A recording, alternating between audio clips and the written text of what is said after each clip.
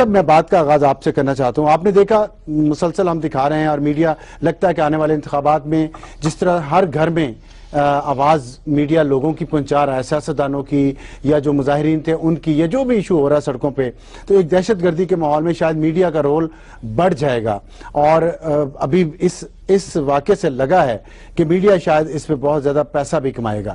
آپ کیا سمجھتے ہیں کہ میڈیا کا رول اس قادری کربلا میں کیا رہا ہے, مثبت یا منفی؟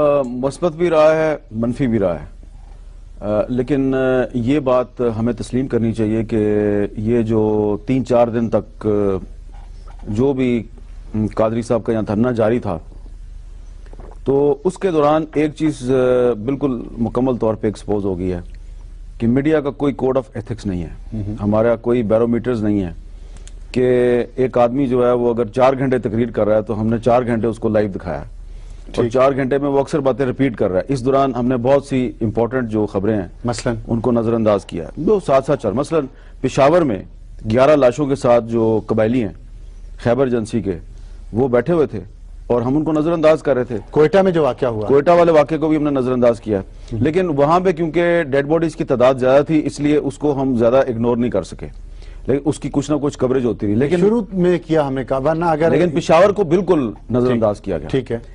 سب سے جو زیادہ میرے لیے تکلیف دہ عمل ہے وہ یہ ہے کہ یہ جو دھرنا تھا اس میں جتنے بھی لوگ تھے, تعداد کو چھوڑ دیں آپ, کیونکہ ہم کہیں گے کہ 25-30 ہزار تھے, وہ قادری صاحب جو ہیں وہ کہیں گے 40 لاکھ تھے, لیکن جتنے بھی لوگ تھے یہ آپ کے دفتر کے سامنے سے لے کے, یعنی چائنا چوک سے لے کے اور ڈی چوک تک. اب یہ جو لوگ تھے انہوں نے ہمارے جو کولیگز ہیں ان کے ساتھ بہت کچھ کیا ہے, خاص طور پہ جو ہماری فیمیل کولیگز ہیں ان کے ساتھ بہت کچھ کیا. ہماری ایک کولیگ ہیں, اینکر پرسن ہے ایک پرائیویٹ ٹی وی چینل پہ, ان کے ساتھ وہ کیا گیا کہ جس کو کہ ہم بیان بھی نہیں کر سکتے.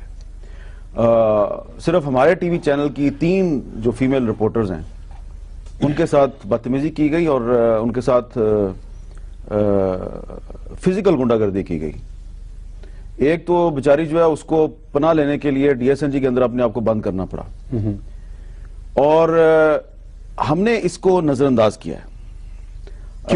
کیوں ہم کسی کو نظر انداز نہیں کرتے, کسی کی زیادتی کو نظر انداز نہیں کرتے, اس کو کیوں نظر انداز کیا؟ اس لیے کہ ہمیں اشتہارات بہت زیادہ ملے ہوئے تھے. یہ بات آپ کی درست ہے کہ قادری صاحب جو ہیں, جب میں نے اپنے ایک شو میں اس ایشو کو اٹھایا اور میں نے تو ان کے سیکرٹری انفارمیشن قاضی فیض الاسلام کی موجودگی میں ایویڈنس بھی پیش کر دی, کیونکہ ہماری فیمیل رپورٹر جو ہے اس نے بیپر پہ بتا دیا کہ میرے ساتھ بدتمیزی ہوئی ہے. پھر میں نے 3 نام بتائے. اس دوران مجھے 2 دوسرے ٹی وی چینل کی جو فیمیل اینکرز ہیں انہوں نے کانٹیکٹ کیا, ٹھیک, کہ ہمارے ساتھ بھی ہوا, لیکن وہ خود سامنے نہیں آنا چاہ رہی تھی.